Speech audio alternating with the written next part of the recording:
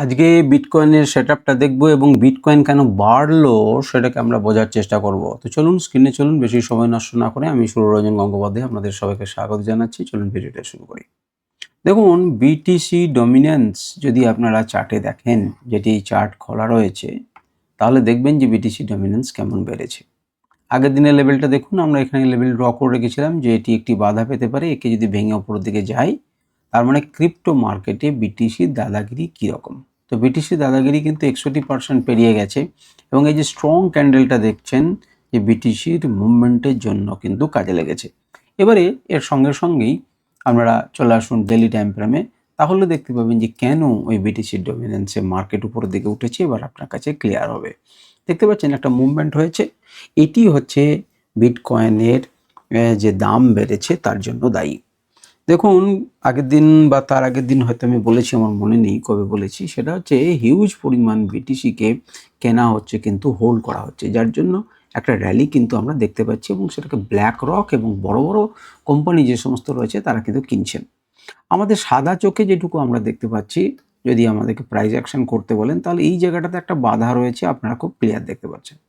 সুতরাং মার্কেট যদি উপরের দিকে যায়, এখানে বাধা খেয়েছে, খাবারই কথা। এখন চেষ্টা করছে এটি আপনাকে সাপোর্ট দেবে, ডেলি টাইম ফ্রেমের সাপেক্ষে আমি বলছি, এটি যে আমাকে সাপোর্ট দেবে, এবার ধীরে ধীরে ধীরে ধীরে উপর দিকে যদি ভাঙতে যতক্ষণ না পারবে, অর্থাৎ 80,000-এর কাছাকাছি যতক্ষণ পর্যন্ত গিয়ে না ক্লোজিং দেবে, ততক্ষণ পর্যন্ত কিন্তু আমাদের শান্তি নেই। ততক্ষণ পর্যন্ত কিন্তু আমরা উপরের দিকে গিয়ে যাচ্ছি, এটা কিন্তু ভাবতে পারবো না। এখনো পর্যন্ত কিন্তু সে রিজেকশন খাচ্ছি, ভাবতে হবে। চলুন প্রথমে প্রাইস অ্যাকশনটা আমাদের যে লেভেলসগুলো আছে সেগুলো সাপেক্ষে দেখে নিই। আমরা একটা ঘটনা বললাম বিটিসি, এবং 4 ঘন্টা টাইম ফ্রেমে আপনাদেরকে আমি দেখিয়েছিলাম যে একটা ডব্লিউ প্যাটার্ন হচ্ছে এবং সেই ডব্লিউ প্যাটার্নে একটা ট্রেন লাইনও এঁকে রেখেছিলাম। আপনারা দেখতে পাবেন যে সেটাকে ভেঙেছে না ভাঙেনি। তো দেখুন, মার্কেট নিচে এসেছিল, মার্কেট সাপোর্ট নিয়ে উপরে উঠেছে। এই সেই ক্রুশিয়াল জোন, আমরা বলেছিলাম যে এর উপরে যদি উঠতে থাকে তাহলে পুরো উপরের দিকে যাবে, এবং উঠেছে শুধু নয়, আমাদের যে জোনটা ছিল সেই জোনে রেজিস্ট্যান্স খেয়েছে। এখন মার্কেট উপরের দিকে যাবে তখনই যদি এই লেভেলের উপরে যায়, অর্থাৎ যাবে তখন বলছি, মানে আমি একটা বড় র্যালির কথা বলছি, এর উপরে কিন্তু যেতে হবে। তো সেটা জানার জন্য আমাদেরকে কি করব না, আমাদেরকে ছোটো টাইম ফ্রেমে যেতে হবে। আর যাদের ইন্ডিকেটরগুলোকে দেখা অভ্যাস, তার এক চোখে দেখে নিন। আমরা এইটা বলেছিলাম যে 77,248 আমার রেজিস্ট্যান্স, সেটাকে পেরোলে পরে আমি নেক্সট লেভেলের জন্য যাব। এটির উপরে ক্লোজ দিয়েছি, হয়তো সে নিচে আসতে পারে। নিচে আসার পরে কিন্তু আমাদের ক্ষেত্রে কিন্তু ডিউ থেকে গেল 69,000, 79,881, অর্থাৎ প্রায় 80,000 কিন্তু আমাদের টার্গেট হতে পারে, যদি এই লেভেলের ধাক্কাটাকে পেরোয়। তবে একটা সে চেষ্টা করবে, একটা বড় লেভেলকে ব্রেকআউট করলে সে রিটেস্ট করতে আসতেও পারে এবং তারপর কিন্তু যেতে পারে।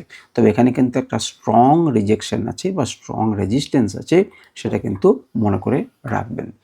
এবারে যেটিকে আমরা প্রাইস অ্যাকশনের সাপেক্ষে লেভেল হিসেবে দেখতে পাচ্ছেন যে এই জায়গাটাতে একটা বাধা রয়েছে, সেটা দেখতে পাচ্ছেন। এই বাধাটা কিন্তু পেরোতে হবে, তবেই তো জিতবে।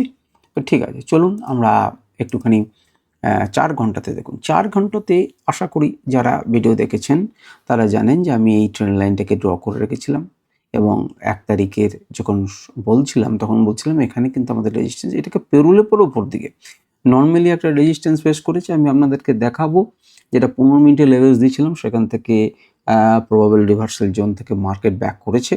তো এখানে আমাদের একটি গুরুত্বপূর্ণ লেভেল এবং ট্রেন্ড লাইন দুজনে মিলে মিশেছে, এবং দুজনকে ভাঙবার জন্য দেখুন একটি বড় ক্যান্ডেল তৈরি হয়েছে এবং তৈরি করেছে, ক্লোজ করেছে।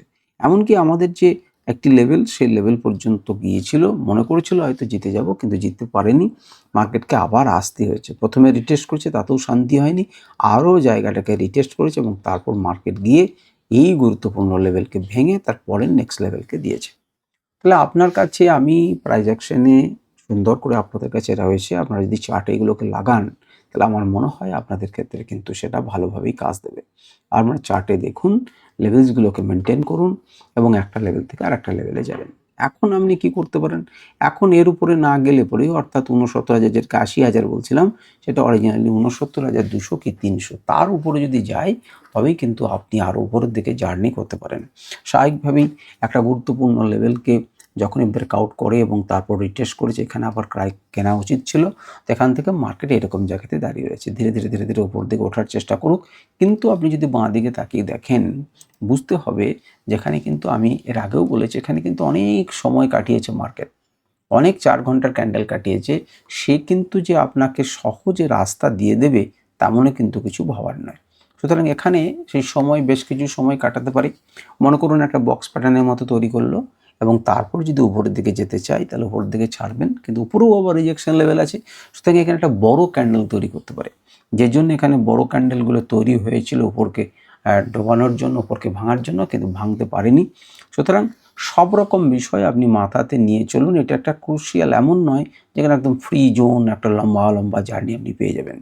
এই যে জায়গাটা পেয়েছেন এখানে কিন্তু কী হবে, মারপিট হতে পারে এবং বেশ কিছুদিন কিছুক্ষণ সময় কিন্তু কাটাতে পারে। যদি দেখেন উপরের দিকে তাহলে উপরের দিকে যেতে পারেন। আবার আপনি যদি অপশন ট্রেডিং করেন তাহলে পরে কিন্তু একটা লিমিটকে নিয়ে হেজ করে নিয়ে আপনি এর ডেল্টাটাকে কিন্তু খেতে পারেন বা এনজয় করতে পারেন। আমি জানি না আপনারা কতজন ক্রিপ্টোতে অপশন ট্রেডিং করেন এবং কতজনের সেই জ্ঞান রয়েছে। যদি থেকে থাকে তাহলে আপনারা সেটা করতে পারেন। চলুন আমরা যদি সিগন্যাল ইন্ডিকেটরকে দেখি তাহলে দেখব যে আমাদের মেতে আমাদের 30 তারিখে একটা বাই লেভেল দিয়েছিল। আমরা আশা করি সেই জিনিসটাকে দেখেছেন ৭৬,৬১৯, সেখান থেকে টার্গেট টাচ করেছিল, আবার এসেছে এবং সেখান থেকে দেখুন একদম ডট টু ডট প্রত্যেকটা লেভেল কিভাবে মেনটেন হয়েছে আপনারা তাকিয়ে দেখুন। এখান থেকে সাপোর্ট নিয়েছে, আবার ফেরত গেছে, এই লেভেলের উপরে ক্লোজ করেছিল, নেক্সট লেভেল আপনাকে দিয়েছে। এবং বারে বারে আপনাদেরকে বলি যে ৬-৭ হচ্ছে প্রবাবল রিভার্সাল জন্য, আপনারা দেখতে পাচ্ছেন একদম ৬-এর ডট টু ডট সে টাচ করেছে এবং তারপরে কিন্তু কি করেছে না, মার্কেট নিচের দিকে এসে এই লেভেল সাপোর্ট দিতে পারেনি, তার নিচে ক্লোজ করেছে। তাহলে তার পরের লেভেলটা এসে সাপোর্ট নেবার জন্য এসেছে এবং এখান থেকে সাপোর্ট নিয়েছে। প্রত্যেকটা সাপোর্ট আপনাকে বাই করতে হতো।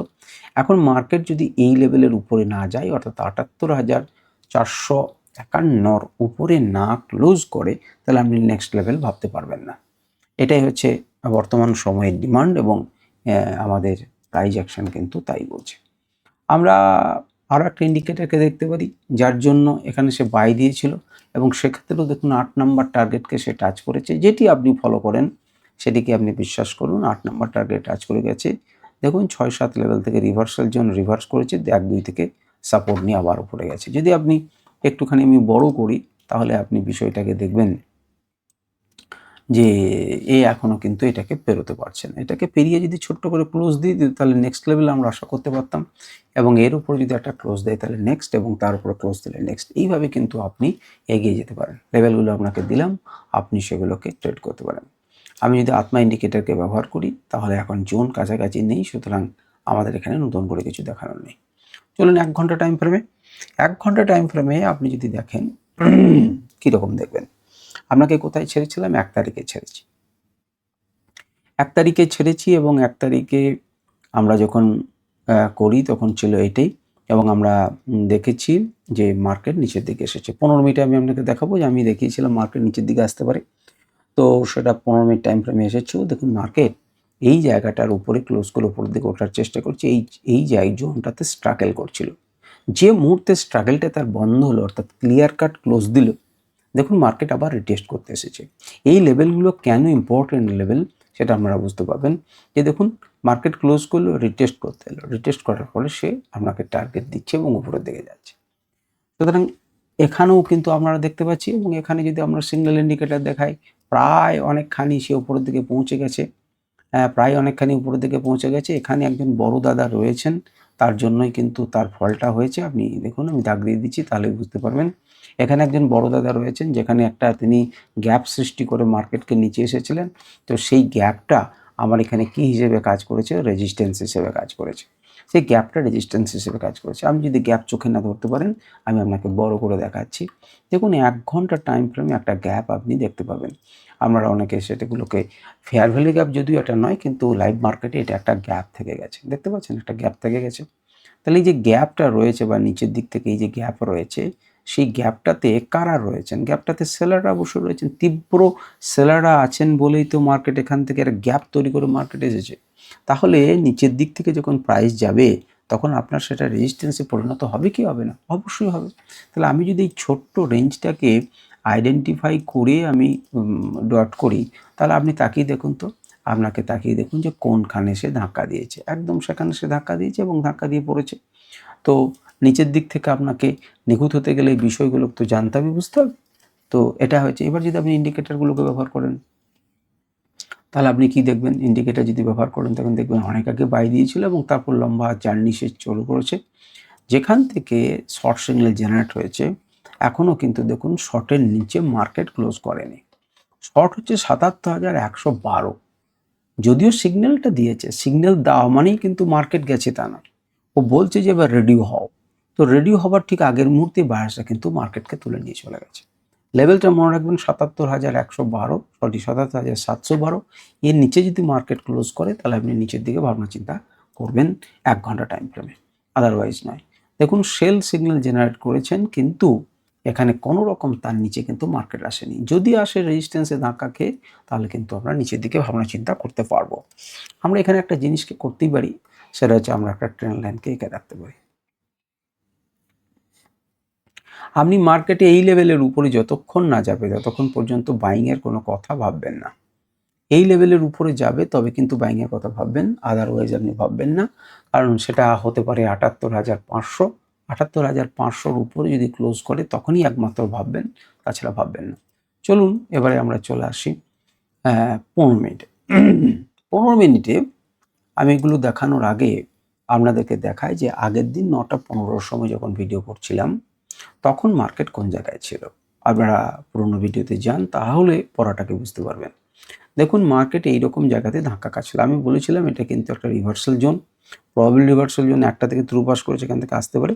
মার্কেট কিন্তু এখান থেকে এসেছিল নিচে এবং সেই লেভেল থেকে সাপোর্ট নিয়ে আবার উপরে গেছে, এখান থেকে সাপোর্ট নিয়ে আবার উপরে গেছে। যেতে পারে একটা লেভেল থেকে আরেকটা লেভেল ভাঙলে স্ট্রাকচারটা কিন্তু চেঞ্জ হয়ে গেছে, ধীরে ধীরে ধীরে ধীরে ওপর দিকে স্ট্রাকচার চেঞ্জ হয়েছে এবং সেই জন্য আমি লাইভ মার্কেটে এটাকে এঁকেছিলাম। এই যে ট্রেন্ড লাইন আপনারা দেখতে পাচ্ছেন, এই ট্রেন্ড লাইনটাকে ওই জন্য এঁকেছি এবং সেটাকে সাপোর্ট দিয়ে ধীরে ধীরে ধীরে ধীরে দেখুন যখনই আমার কাছে মাল্টিপল জোন কোথা থেকে এঁকেছি আপনারা দেখে নিন, সেভাবে আপনারা নিজেরা আঁকতে পারেন। এখন মার্কেট কোন জায়গায় দাঁড়িয়ে রয়েছে দেখুন, মার্কেট আস্তে আস্তে এটা কি তৈরি করছে, লোয়ার হাই তৈরি করছে, কিন্তু এই লোয়ের পর সে কিন্তু নেক্সট লোয়ার তৈরি করেনি, তারপরে কিন্তু সে হাই তৈরি করতে লেগেছে। তাহলে এটিকে ভাঙলে পরে তার কিন্তু নিচের দিকে আসার সম্ভাবনা আছে। তাহলে আপনি ক্লিয়ার কাট এটিকে ভাঙা পর্যন্ত অপেক্ষা করুন, অথবা এইটিকে ভেদ করে উপরে যাওয়ার অপেক্ষা করুন, তারপরে সে নির্দিষ্ট লেভেল বরাবর সে চলতে পারতে পারে। ঠিক আছে, সুতরাং এইভাবে আপনারা 15 মিনিটে নিয়ে রাখুন। আর যদি আপনারা ইন্ডিকেটরের লেভেলসগুলোকে পেতে চান, তাহলে পরে এই হচ্ছে আজকের প্রবাবিলিটি রিভার্সাল জোন এবং ট্রেডিং জোন। দেখুন যতক্ষণ মার্কেট রয়েছে আপনাকে কি করছে, আপনাকে রেজিস্ট্যান্স দিচ্ছে, এর উপরে ক্লোজ করবে তবে তো এর উপরে যাবে।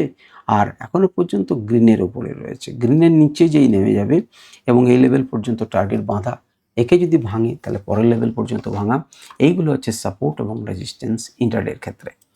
তো চলুন, এছাড়া কি কোনো বাই সেল সিগন্যাল আপাতত দিচ্ছে? দেখুন সেল সিগন্যাল জেনারেট হয়েছে, সেল সিগন্যাল জেনারেট হলেও পরেও কিন্তু ক্লোজ করেনি। আপনারা তাকিয়ে দেখুন ৭৮,২১৪ নিচে যদি ক্লোজ করে তাহলে নেক্সট টার্গেট হবে ৭৮,১০৪ এবং ৭৮,০৩১ এবং তারপরেও যদি আরও চলতে থাকে তাহলে পরে আমরা লেভেলগুলোকে নোট করে নিন, লেভেলগুলো আপনাকে কাজে দেবে আজকের দিনের জন্য। ১৫ মিনিটে যারা ট্রেড করছেন তাদের জন্য প্রযোজ্য, কিন্তু মনে রাখবেন এটি কিন্তু সময়ের সঙ্গে সঙ্গে মার্কেটের অবস্থার অনুযায়ী ডাইনামিক্যালি চেঞ্জ হবে।